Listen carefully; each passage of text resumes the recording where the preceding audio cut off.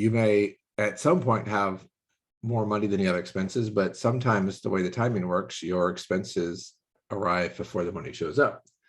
So that's hey Randy. So that the budgeting helps create some healthy expectations as far as how things are going to go there.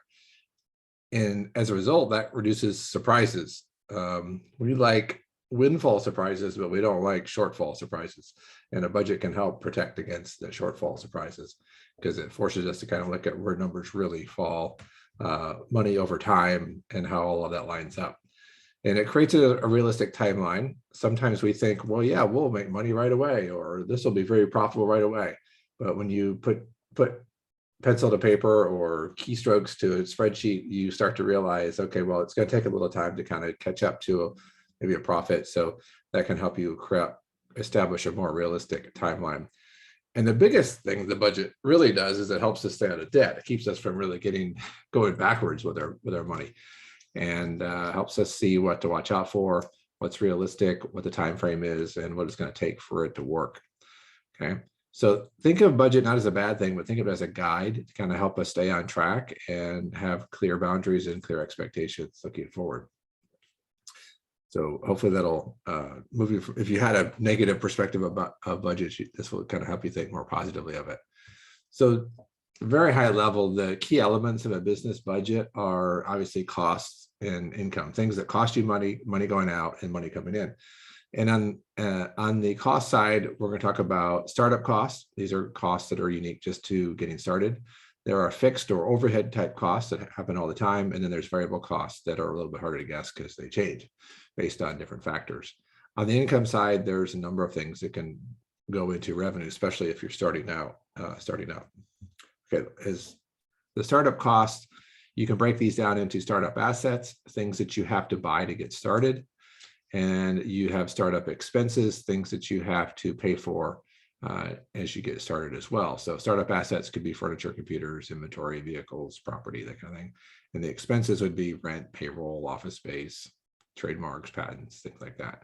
So these are things that you need just to get started if you're doing a budget for a startup business. Okay. And once you pay for these, then you don't have to keep paying for them. I mean, you might have to replace them in time, but this is the initial money to get started is more than it takes to kind of operate on ongoing basis, because you went from zero to something, and that increases the startup cost that you have to factor in going out. Okay, the fixed and overhead costs, these are largely the same every month. Could be your rent or your mortgage. You sign a contract for 1 year or 50 years, 30 years, whatever it is. You have payroll and benefits that are pretty much the same, unless your staff's growing or changing quite a bit.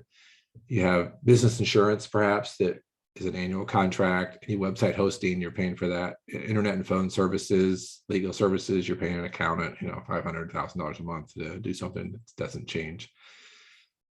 I hope you're not paying bank fees. I'd get a different bank if they're making you pay fees. I think there's enough banks out there that'll do it for free.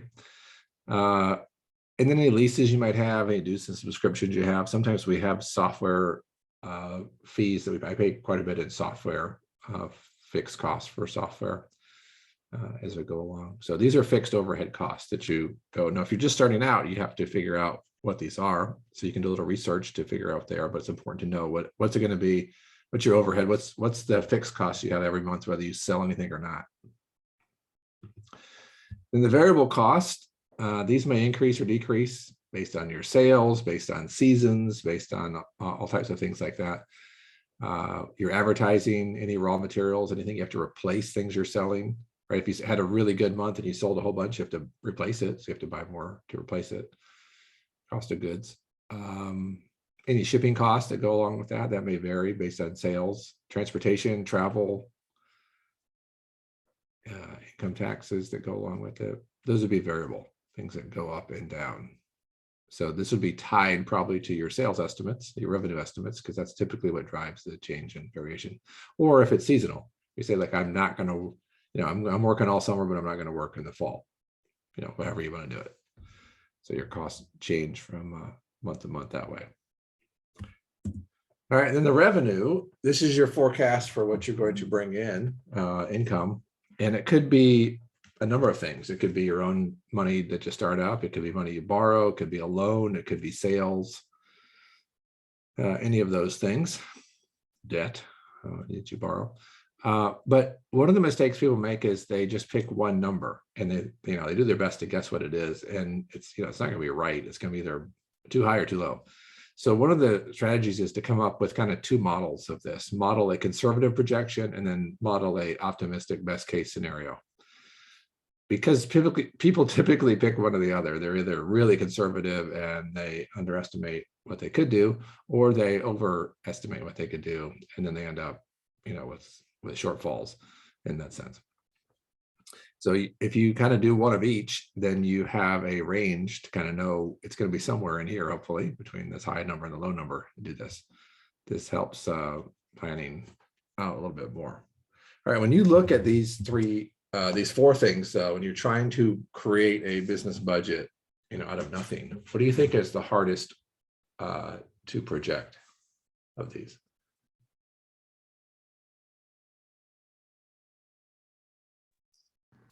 Overhead, maybe. JC, you think overhead? Maybe, yeah. I don't know. Okay. What do you think, Randy? I'm thinking revenue, because the other ones I have more control over some of the other ones versus revenue. I don't know what might happen or what might not happen, Right. Yeah. Yeah. So it is revenue. That's the biggest wild card, because you don't know how much. A lot more factors go into revenue, right? Your pricing. We talked about that in the last class a little bit, right? What you even price at will affect how much sales you have. If it's low or high, it could affect how much sales you have. How well you can get to market, how well you can get in front of customers, how well you can deliver it, how well they help tell other people about it, right? Your word of mouth growth, that kind of thing. So yeah, the revenue is the hardest one to guess because you don't have as much control over it. The other one's not easy per se, but you can do a little bit of research here. What's it cost to have to rent this item, or what's it cost to pay for this software? You can kind of look that information up and do that. And then the variable can be driven by, a factor of sales that you put in there. But the actual revenue that comes in, that is the hardest one there.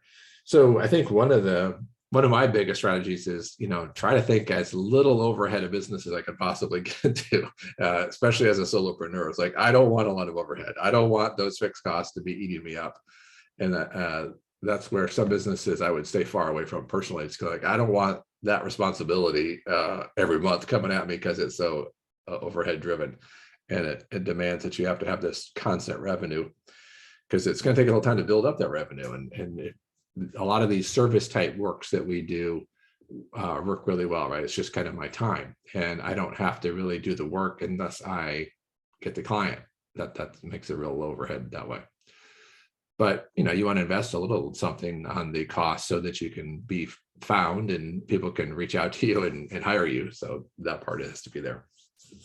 Okay.